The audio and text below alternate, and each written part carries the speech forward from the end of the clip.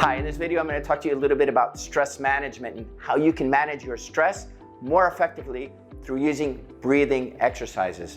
The two techniques I'm going to share with you or teach you in this video I learned from a neuroscientist by the name of 𝗕𝗿𝗲𝗺𝗻, who runs a lab at Stanford University in California. The first technique is really useful for oxygenating your blood. So for example, for elite athletes who are either doing endurance lifting or power lifting could be, or trying to run a marathon, or you're just hitting the wall and you're just at the end and you just need that extra push. What you do is you take 2 short breaths and then followed by a long exhale. So it would be something like this. Let me do that again. So you take 2 short inhales, so it could be through the mouth as well.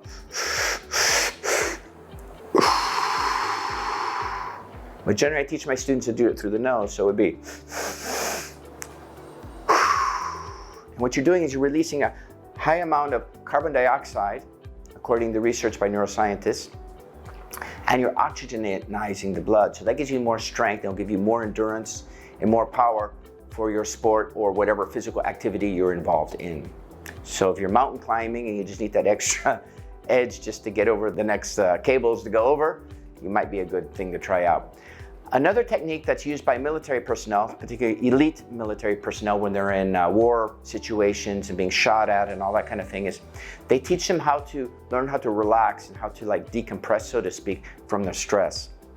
And how do you do this? Well, you can use the same technique if you get stressed out at work or personal life or whatever.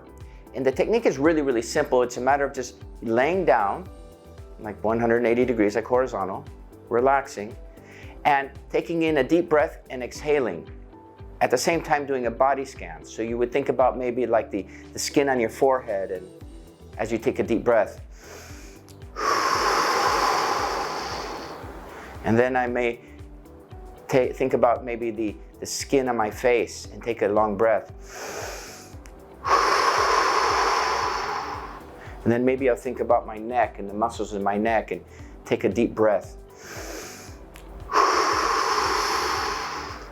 Now what this does is it deactivates the sympathetic nervous system, which is responsible for stress response, and activates the parasympathetic nervous system, which is responsible for our digestive system and also for relaxation.